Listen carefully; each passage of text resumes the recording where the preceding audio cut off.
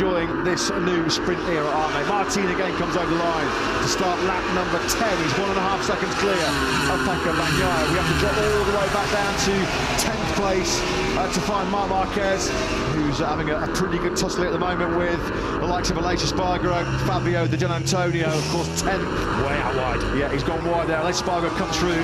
10's not good enough. The points in the sprint only go down to 9th place, which is the position currently held by Enea Bastianini. I'd love to know the thoughts going on in Marc Marquez's helmet right now. We saw the body language and the hand gestures yesterday, the visible anger and frustration. Marc Marquez this is uncharted territory for him. Around the Sachsenring, to be riding around in 11th place and quite frankly going backwards from there. He did a 1:22.3 last time around. That is a full second slower than Martin is going at the front. And tomorrow it's 602 days since his last main Grand Prix victory, nearly a full 2 years ago. And you've got to say at the moment, it's looking like a monumental task, almost mission impossible for Marc Marquez to continue his golden run here. A gold medal certainly coming the way of Martin in this sprint. He has been on a completely different level, as we said. A lead of 1.5 seconds at the start of this lap 10 has been stretched out by another 2/10, 1.7 seconds. He'll have a buffer over Bagnaia. There are the lead riders then sweeping out of turn number 13. There is Martin, stretched out now, isn't it, between the top three. A 1.4 second gap between Martin and Bagnaia. He's internally 9/10 clear of Miller, who's got about a 1.2 second advantage back to Marini. Barring any late mistakes here by Martin, Bagnaia and Miller, they are locked in top three for this 7th sprint. That was the first lap so far where Bagnaia was actually fractionally quicker than Martin, but he's not closing in at anything like the rate he needs to snatch the sprint victory away. John Zarco got it all wrong there into turn 1 at the start of this 11th lap, which has dropped him a little bit back from Brad Binder, who are currently riding on board. But they can see Zarco just behind him. And Marco Bezzecchi is trying to get on terms with this trio battling for 4th place. Bezzecchi just hasn't had the pace of the group ahead of him, running in 7th place at the moment, and a pretty lonely afternoon for the rider who's about to lose 2nd in the World Championship.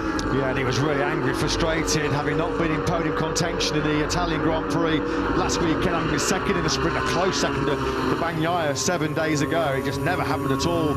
A complete lack of front-end feeling, wasn't it, for Bezzecchi, as Binder trying to find a way through, trying to force the issue on Marini. Luca Marini, not the easiest guy to overtake, though, is he, in MotoGP these days. Back on board with the South African.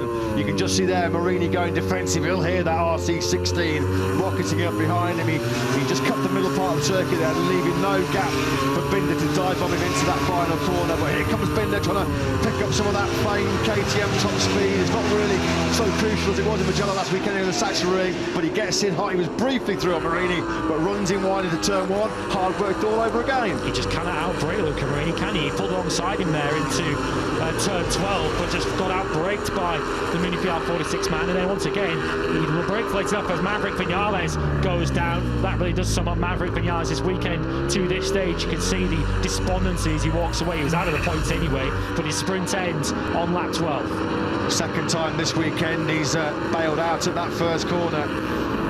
Qualified 13th in the last 2 races, Maverick Vinales.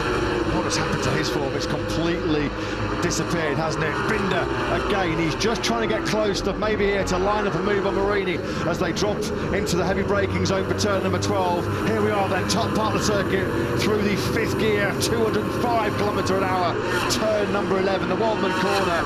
One of the most spectacular corners on the Grand Prix calendar, let alone here at the Sachsenring, but Marini's just too good on the front end of that Ducati. What about Binder now? Is there room on the inside of Marini this time into 13? No, there isn't. He goes defensive again. I think Binder's just going to have to maybe wait for a last lap dice here with Luca Marini, because he's having to go over the limit to get past Luca Marini at this stage. He's on the limit trying to outbrake him and going over it once again then into turn 1. That's from a long way back, Brad. If you did try that one, he almost ran into the back of the number 10.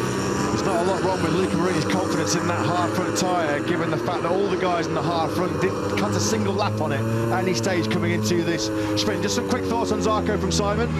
Yes, I watched him off the line, and he got a little bit roughed up early on, but the main reason he lost some time, it was either gear selection problem or he'd had it in too high a gear, hadn't got enough.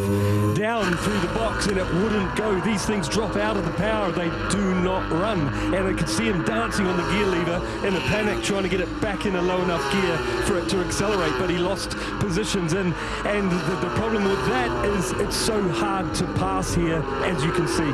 Yeah, good spot that, really good observation, Tommy. He did drop from 4th place, he was 8th very early on, wasn't he? So that goes some way to explaining the early dramas for Joan Zarco, and it's been a weekend already, ram-packed full of drama for the former double Moto 2 world champion, of course, after his nasty incident with Marc Marquez in the first corner in Q2. Talking about Marc Marquez.